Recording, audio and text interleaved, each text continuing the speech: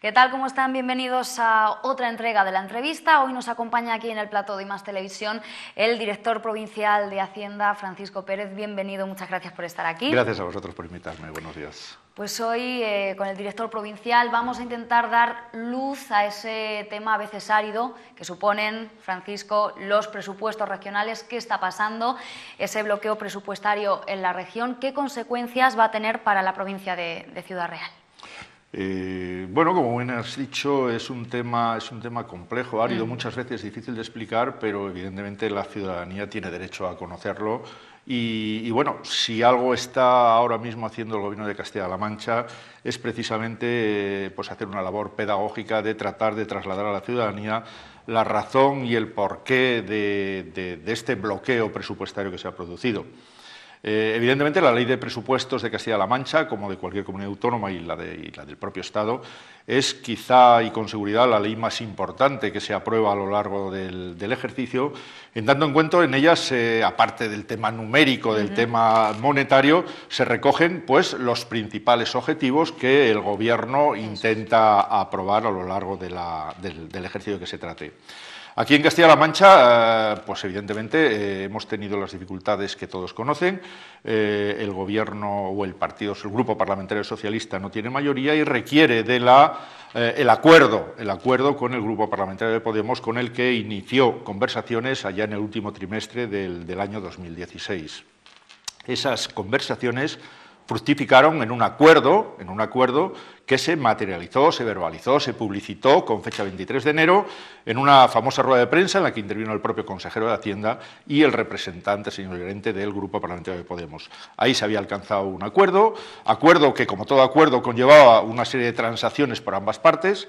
Podemos, básicamente, el Grupo Parlamentario de Podemos, lo que puso encima de la mesa fue la aprobación de lo que para ellos era el ser o no ser de su existencia, y era que se aprobara un plan de garantía ciudadana, un plan de renta básica, un plan en el que se incorporaban una serie de medidas para llegar a esos ciudadanos que de una forma más directa, más concreta y más urgente tenían necesidad de ello. Ese plan de garantía se dotó con un plan de 120 millones que se incorporó a la tramitación parlamentaria, al proyecto de ley de presupuestos de Castilla-La Mancha. A lo largo de esa tramitación se consensuaron una serie de transacciones, una serie de enmiendas propuestas por el Grupo Parlamentario de Podemos y, curiosamente, redactadas por el propio Gobierno, en tanto en cuanto ellos alegaban que no tenían medios suficientes para redactarlas, pero que, en cualquier caso, fueron consensuadas. Curiosamente, el día que se iba a hacer la votación definitiva en las Cortes de Castilla-La Mancha para aprobar ese proyecto de ley, repito, consensuado con ellos, en el último momento y de una forma insospechada e imprevista, dieron su no a esos presupuestos. Esa actitud, en principio, puede ser calificada, yo creo, de dos formas, como mínimo, como desleal y como irresponsable. Desleal porque rompía un pacto al que ellos habían llegado como grupo parlamentario y se supone que los pactos están para ser cumplidos, con lo cual actuó de una forma completamente desleal con el Gobierno de Castilla-La Mancha, con el Grupo Parlamentario Socialista y, lo que es más grave, y por eso digo que además de desleal y responsable, con los ciudadanos de Castilla-La Mancha, ya que creo que no midieron en absoluto las consecuencias que ese no iba a tener para la ciudadanía, unas consecuencias que van a conllevar la paralización de proyectos, el evitar que lo que fue el presupuesto del 16, que fue el primer punto de arranque para esa recuperación económica y social que Castilla-La Mancha necesitaba de los 4 años que habíamos pasado con el gobierno de la señora Cospedal, que conllevaron muchísimos recortes precisamente para esa gente necesitada. Repito, lo que era el inicio del 2016 se consolidaba en el 2017 con un incremento sustancial, cuantitativamente hablando, de 300 millones de euros, con esa aprobación del plan de garantía de renta mínima para esos ciudadanos y con una serie de proyectos que ahondaban en esa recuperación económica, en esa recuperación social y que, repito, iba dirigida de una forma básica, fundamental, directa a la recuperación del bienestar de esa ciudadanía que tan dañada quedó en los 4 años anteriores. Los presupuestos, lo han dicho todo el equipo de gobierno, también el consejero de Hacienda, precisamente Alfonso Ruiz Molina, que eran los presupuestos más sociales, como bien ha dicho usted, de recuperación social, económica, que también sanearían las cuentas, que una de las cosas principales era ese plan de garantía de rentas. Ahora todo está paralizado, claro, ¿qué va a pasar? Ese plan de garantías también afectará a la provincia de Ciudad Real. ¿Cómo están las cosas? Obviamente. Afecta a muchos aspectos. Yo, por ser lo más conciso posible, lo más breve y sobre todo lo más claro, voy a tratar de hacer una radiografía de lo más elemental, aunque evidentemente daría de sí para hablar muchísimo. Muchísimo más. En esta provincia en particular, y ya que estamos en Ciudad Real, tenemos un contingente total de unos 18.000 empleados públicos. Esos 18.000 empleados públicos, con este presupuesto del 2017, iban a recuperar la mitad de lo que en su día se denominó tasa cospedal, ese 3% que se le redujo a mayor abundamiento del resto de comunidades autónomas, ese 3%, en el ejercicio 2017 se iba a recuperar la mitad, un 1,5%. Quiero decir que si se hubieran aprobado la ley de presupuestos, esos 18.000 personas, detrás de los cuales hay 18.000 familias, habrían recuperado, con efectos económicos de 1 de enero, el 1,5% de eso que injustamente se le detrajo en la legislatura anterior.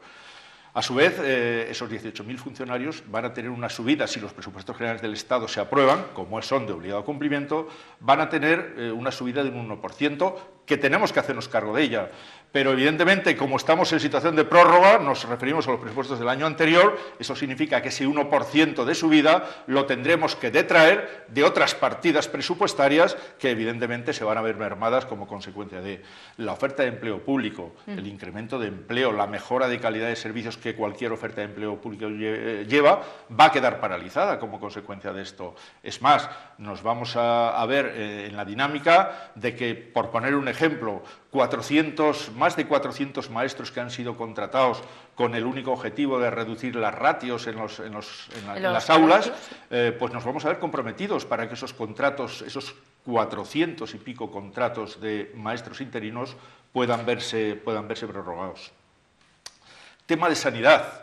En Ciudad Real, básicamente, ¿en qué nos vamos a ver afectados con la nueva aprobación del presupuesto? Estaba en marcha el nuevo hospital de Puerto Llano, cuyo plan funcional fue aprobado en el 2016. En este año 2017 se iba a redactar y aprobar lo que es el proyecto ya consolidado de construcción del hospital. Eso tiene que pararse. Se iba a poner en marcha la construcción del nuevo centro de salud de Tomelloso, un centro de salud digno, grande, amplio, acorde a las necesidades de la ciudad de Tomelloso, otro proyecto que también tendrá que verse parado. Se iba a producir toda la renovación tecnológica en todos los hospitales y centros de salud, que conllevaría también un incremento sustancial en la mejora de la calidad asistencial que se les presta y en la reducción de las listas de espera. Todos estos proyectos se ven de momento parados, de momento se ponen en tela de juicio porque no tenemos presupuesto aprobado. ¿De momento parados hasta cuándo? ¿Entienden ustedes que la ciudadanía pregunta, sobre todo a los medios de comunicación, que estamos más en contacto con ustedes, con la actualidad? A ver, el pánico está cundiendo. El gobierno del presidente y el presidente a la cabeza lo ha dicho muy claro. Evidentemente, desde un punto de vista legal, no se para absolutamente nada. Los hospitales siguen funcionando, las escuelas están dando clases, nada se va a parar. ¿Qué conlleva la paralización de ese presupuesto, el bloqueo de ese presupuesto? Pues que al estar en situación de prórroga no podemos poner en marcha proyectos nuevos. Eso no quiere decir que paremos. En estos días, lo que está haciendo el Gobierno de Castilla-La Mancha es reunirse con todos los colectivos afectados. Más de 200 reuniones, asociaciones, sindicatos, organizaciones empresariales, todos aquellos colectivos que de una forma directa se ven afectados por este bloqueo. Simplemente trasladarles, explicarles las consecuencias negativas que ese bloqueo presupuestario de ese grupo parlamentario irresponsable llamado Podemos va a conllevar para la ciudadanía y todos los colectivos que se ven afectados. No obstante, esto no acaba aquí. Evidentemente, el presidente a la cabeza y todo su gobierno estamos trabajando, vamos a seguir trabajando para conseguir que esos presupuestos lleguen a buen puerto. ¿Va a ser posible o no? No lo sé. Evidentemente es complicado, y es complicado porque quien te deja tirado o de quien te deja tirado ¿van a volver a fiarse? ¿Van a volver, perdón? ¿A fiarse? Es complicado, es difícil, pero hay que tener en cuenta una cosa, por encima de los intereses particulares, por encima de las voluntades individuales, por encima del propio Partido Socialista Obrero Español, están los ciudadanos de Castilla-La Mancha. Y evidentemente, si antes he apuntado que los grandes perjudicados son los ciudadanos y en particular las clases más necesitadas, evidentemente No se trata de fiarse o no fiarse, que también, sino que se pondrán los mimbres necesarios para, haciendo no todo el esfuerzo, lo siguiente que sea posible, conseguir la aprobación de esos presupuestos, porque, insisto, partimos de la base de que era el arma elemental indispensable para conseguir que esa recuperación económica, que esa recuperación social, que en definitiva los ciudadanos de Castilla-La Mancha pudieran ver mermado esas dificultades que en la legislatura anterior, o a esas dificultades en las que la legislatura anterior les abocó el gobierno de la señora Cospedal. Por todo lo que está contando, se demuestra que el gobierno regional y todo su equipo, también aquí en la provincia de Ciudad Real, no está pasivo, no está parado. Se lo comento porque las críticas del Partido Popular a Emiliano García Paje están siendo duras. Están diciendo que incluso le ha venido bien este bloqueo para tapar, según han dicho en propias palabras, su nefasta gestión. Evidentemente las palabras, como se suele decir en esta tierra y en tantas otras, se las lleva el viento y los hechos están ahí para demostrarlo. El Gobierno está trabajando de una forma activa, continuada y yo creo que en este caso la opinión se queda en mera opinión. Los hechos, repito, ahí están. Los proyectos estaban consolidados. Si la ley de presupuestos del 17 hubiera sido aprobada, todos esos proyectos están ya en marcha. Y evidentemente, insisto, la voluntad de este Gobierno no es paralizarse por el bloqueo de un grupo parlamentario, por el bloqueo de un partido que en este caso, yo creo, y es una opinión personal, por más intereses internos, por disputas internas, por su propio proceso de renovación en el ámbito de Castilla-La Mancha y incluso seguramente provocado por dirigentes nacionales, han conllevado que, repito y no me canso de decirlo, los ciudadanos estén pagando esa irresponsabilidad. Pero, repito, por encima de las opiniones, por encima incluso de las voluntades, están los hechos. Y los hechos, si algo demuestran, es que en este año el Gobierno de Paje cumple. Y cumple en muchísimos aspectos, pero ya que estamos hablando de presupuestos, es bueno recordar que el Gobierno de Castilla-La Mancha se comprometió con el Gobierno nacional a que en el ejercicio 16, aparte de que ya era un presupuesto expansivo, intentando ya poner en marcha la recuperación, se iba a cumplir el déficit que nos había fijado el Gobierno de la Nación. El Gobierno de Paje cumplió y además de todas las innovaciones, de todas las mejoras que el presupuesto del 16 conllevó, cumplió y a final de año se consiguió ese objetivo de déficit del 0,7%. Objetivo que en el 2017 se sitúa en el 0,6% y que el Gobierno de Paje ha prometido, ha dicho que lo va a cumplir y lo va a cumplir, por supuesto. ¿Dificultades? Todas las habidas y por haber, pero en cualquier caso, repito, como los ciudadanos están por encima y si algo se comprometió el Gobierno, el Paje, el presidente, el día de su investidura, fue a trabajar para y por las personas, ese objetivo sigue vivo y lo va a mantener a toda costa. Haciendo alusión al objetivo de déficit que acaba de mencionar, sí. Ayer Lola Merino hablaba en rueda de prensa de que la deuda de Castilla-La Mancha se situaba en los 14.000 millones y esto suponía pues una deuda de cada uno de los castellano-manchegos de 7.000 euros por cabeza. No sé si esto es cierto. Sí, aproximadamente, si hablamos, tampoco es cuestión de entrar en detalles o en cifras concretas, pero sí que es verdad que esa cifra se puede corresponder con la realidad. Pero yo le recordaría a la señora Merino y a todo el Partido Popular que cuando la señora Cospedal se hizo cargo del Gobierno de Castilla-La Mancha ya en el 2011, la deuda de Castilla-La Mancha rondaba los 6.000 millones de euros. La señora Cospedal impuso en esta región una política restrictiva, una política cicatera, una política de recorte de derechos sociales que, en principio, podría pensarse que debería haber conllevado un ahorro. Bueno, pues curiosamente hay que decir que todos esos recortes, todo ese daño que se hizo a la ciudadanía, vino acompañado no de una reducción de la deuda pública, sino de un incremento. Y de los 6.000 millones que tenía de deuda pública el Gobierno de Barreda cuando lo dejó y lo cogió la señora Cospedal, cuando ella dejó el Gobierno, y son cifras oficiales, no son nuestras, son cifras oficiales publicadas por el propio Banco de España, cuando en el año 2015 abandona el Gobierno, esa deuda pública era de 6.000 millones, se había convertido en 12.000 millones de euros. Evidentemente, en este año y medio de Gobierno se ha incrementado muy poquito, muy por debajo de la media de incremento del resto de comunidades autónomas y sí puedo decir que en este propio ejercicio 2017, en esos presupuestos que no estaban aprobados, se iba a dedicar una parte sustancial de lo que se llama gasto no financiero a amortizar parte de esa deuda, en particular a amortizar deuda de esos 6.000 millones que se generaron en esos 4 años de gobierno y que, curiosamente, fue deuda pública hecha efectiva a corto plazo y de la que este gobierno ha tenido que hacer cargo para ir, en la medida de lo posible, reduciendo esas cifras que, insisto, pues bueno, generó de una forma masiva, sustancial y en época de crisis la señora Cospedal. Pues ojalá se consiga cumplir, como bien prometió el presidente, bien ha recordado usted aquí, ese objetivo de déficit.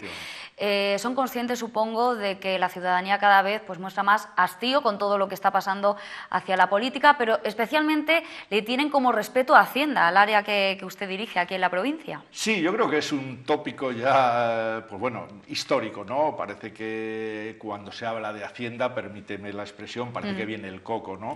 En definitiva, yo creo que con eso hay que romper. Hacienda, por lo menos así lo pensamos nosotros, somos todos, no todo el mundo piensa lo mismo, pero si somos todos, evidentemente alguien se tiene que encargar de recaudar para luego conseguir la prestación de unos servicios públicos eficientes. Yo, cuando me presentan por ahí como director provincial de Hacienda, pues es verdad que todo el mundo pone la cara de susto. ¡Uy, Hacienda! Y yo siempre digo lo mismo. Hacienda tiene dos facetas. Una es la recaudación, que siempre no es agradable, a ninguno nos gusta tener que pagar, pero evidentemente Hacienda tiene otra parte amable y es la otra cara de la moneda, la parte del pago. Evidentemente, si no recaudáramos, si todos no contribuyéramos de una forma eficaz y solidaria al mantenimiento de esto que hemos dado en llamar el estado de bienestar, Hacienda no podría hacer efectivos los pagos para que ese estado de bienestar se materializara en acciones concretas y pudiéramos hacer efectivos los pagos. En cualquier caso, insisto, yo entiendo desde un punto de vista humano que Hacienda tenga esa mala imagen de el usurero que viene a recaudar, pero no es eso lo que hacemos. Vuelvo a repetir que lo que tratamos es de recaudar, sí, por supuesto, de la mejor manera, de la mejor forma, pero hay que recordar también que este gobierno del señor Paje fue en el que ya en el presupuesto del 2016 introdujo medidas que conllevaban una reducción significativa de determinadas cargas contributivas y, en particular, la eliminación de muchas tasas injustas que, introducidas por la señora Cospedal, hubieron de ser anuladas porque eran tasas que se denominaron a muchas de ellas tasa de la vergüenza. Solo pongo un ejemplo que creo significativo. Era indignante que una persona dependiente, todos sabemos lo que es una persona dependiente, que tenía que ser reconocida para reconocerle, valga la redundancia, una prestación, por ese simple reconocimiento tuviera que pagar una tasa. Era indignante, vergonzante. Bueno, pues esa junto con otras 30 tasas fueron anuladas, fueron derogadas con la Ley de Presupuestos del 2016. Hubo determinados impuestos, sobre todo en familias humildes, en gente necesitada, que se redujeron sustancialmente, llámese impuesto de sucesiones, de donaciones, de transmisiones.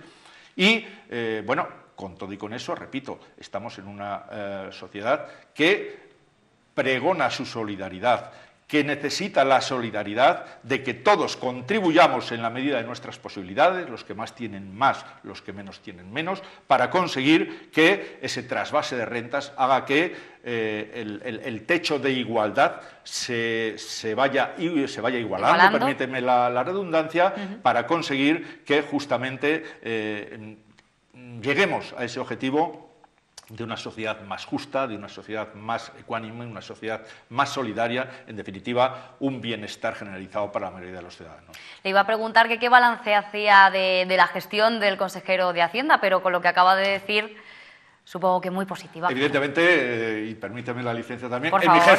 mi jefe directo, ¿cómo voy a hablar mal de mi jefe? No, pero yo creo que, igual que te hablaba antes del tema de opiniones, todo es opinable, efectivamente, y bueno, pues para gustos colores, ¿no? Pero en este caso yo creo que tenemos que trascender a lo que son meras opiniones personales y llegar a los hechos concretos. Y yo creo que el propio presidente Paje lo dijo hace poquito, cuando se cumplió precisamente el objetivo del 0,7 en el 2016, lo felicitó públicamente. Yo creo que ha sido sido una labor callada, una labor encomiable, una labor dura, por qué no decirlo, porque en definitiva son 7 consejerías y el consejero de Hacienda es el que le toca hacer dentro de ese ámbito el papel de malo, el tener que decir muchas veces que no cuando su corazón dice que sí, pero la seriedad en un gobierno, la seriedad presupuestaria es fundamental y esa seriedad conlleva una seguridad jurídica que hace que el mundo empresarial se vuelque, invierta, cree riqueza, cree empleo, en definitiva volvemos al punto de partida, cree bienestar para la mayoría de los ciudadanos. Señalaba usted antes que Hacienda somos todos, aunque algunos crean que no. A modo curioso, aquí en I+ Televisión hicimos una encuesta hace unas semanas. Fuimos a preguntar a los ciudadraleños a la calle que qué opinaban de esto, si Hacienda éramos todos, y un 44% decía que sí, pero un 45% decía que sí y un 55% decía que no. A modo de curiosidad, se lo digo, supongo que también por todos los asuntos que trascienden, ¿no? Sí, yo creo que evidentemente quizá... ¿Ustedes sienten a veces rabia cuando ven todos esos fraudes? Sí, más que rabia, yo creo que esa sensación que cualquier ciudadano puede sentir de injusticia, ¿no? Ante una injusticia siempre te rebelas, ¿no? Quizá es verdad que nos falte un poquito de una actitud más pedagógica, más de trasladar a la ciudadanía lo que apuntabas antes, el concepto de Hacienda. Yo comprendo que la gente esté enervada, básicamente porque llevamos una temporada, y ya no es temporada, ya es algo más que temporada, de multitud de casos de corrupción. Esa sensación de corrupción generalizada que se corresponde con la realidad, y los hechos lo están demostrando. Rara es la mañana que no nos levantamos con un caso nuevo de corrupción. Por desgracia, y digo por desgracia, en el gobierno, en el partido que gobierna la nación, porque evidentemente nadie está satisfecho, a nadie le agrada tener que enfrentarse a estos problemas. Y aunque sea el partido, en este caso no enemigo, que nunca lo diré, pero sí adversario, tiene en este momento la responsabilidad del gobierno de la nación y todo lo que sea malo para ellos es malo para el gobierno, malo para los ciudadanos. Evidentemente esa sensación que tiene el ciudadano, sensación, insisto, avalada por hechos reales, de corrupción generalizada, hace que el ciudadano de pro común pues se lo plantee, se lo cuestione. ¿Para qué tengo yo que pagar impuestos? ¿Para qué tengo yo que colaborar con mi dinero para que luego 4, no voy a poner el calificativo, se lo lleven calentito, como se puede decir? Evidentemente eso es innegable. Para eso precisamente tenemos que trabajar en el sentido, primero, de trasladar a la ciudadanía que no todos los políticos actuamos igual, que no todos los políticos hacen lo mismo, que no todos los gobiernos son lo mismo. Y, segundo, por lo que al ámbito de Castilla-La Mancha se refiere, yo estoy segurísimo, y vamos, aunque no se lleva la frasecita últimamente eso de meter las manos en el fuego, porque más de uno se las ha quemado, pero en este caso sí que lo puedo garantizar, que el presidente es una persona trabajadora, es una persona honesta, es una persona honrada y además creo que es una persona eficaz. Y todas esas características creo que las ha implementado de una forma definitiva en todo el equipo que ha conseguido conformar y estamos seguros que cuando esta legislatura ponga su punto y final o su punto y seguido, ojalá, los ciudadanos habrán percibido 2 cosas: que este gobierno era honrado, que este gobierno lo que prometía lo cumple y sobre todo que este gobierno ha trabajado con mayor o menor éxito, estoy seguro que va a ser con mayor, para ese objetivo último, único y definitivo que tiene el presidente, que tuvo el presidente en su investidura, y es la de trabajar para y por las personas. Para finalizar, le pido pues, un mensaje de aliento a todos nuestros telespectadores. ¿Usted cree que se va a poder aprobar, vamos a decir, en un plazo, a corto plazo, mejor dicho, esos presupuestos regionales 2017? A ver, yo, evidentemente, si tuviera la capacidad suficiente para poder hacer esa afirmación, estaría encantado de hacerla. No la puedo hacer, pero creo que no la puede hacer absolutamente nadie. Volviendo por el principio, insisto en que estamos hablando de un partido, y en este caso de un grupo parlamentario, inmerso en cuitas internas, en disputas internas, y un partido político que, en contra de lo que publicitaban que eran sus principios más viscerales, han dejado tirada a la ciudadanía, han dejado tirado al gobierno y han dejado tirado al Partido Socialista en este caso. ¿Con un partido así va a ser posible llegar a un acuerdo? Yo quiero pensar que sí. Y quiero pensar que sí, Deberíamos pensar todos que sí. Básicamente por los ciudadanos, básicamente porque la aprobación de este presupuesto, repito, eran 300 millones que se incorporaban a una política social, a unos presupuestos de los que de cada 10 euros que íbamos a gastar, 7 iban dedicados a políticas de gasto social, políticas de educación, políticas de sanidad, políticas de bienestar social, políticas que el ciudadano lo iba a sentir, palpar en su propia carne. Entonces, aunque nada más sea por eso, yo no tengo esperanza, estoy convencido de que se va a llegar a un acuerdo. En cualquier caso, mientras ese acuerdo llegue, lo que sí puedo garantizar es que este gobierno va a seguir trabajando para y en pro de esa ciudadanía y de esos ciudadanos que se merecen todo el respeto y toda la ayuda del mundo. Pues con ese mensaje nos vamos a despedir. Francisco Pérez, director provincial de Hacienda, muchísimas gracias por haber compartido este tiempo con I+ Televisión, y esta es su casa. Gracias a vosotros. Bueno. Muchísimas gracias. Nosotros nos vemos el próximo miércoles en otra entrega de la entrevista, y ya saben, sonrían, sean felices y hasta la semana que viene.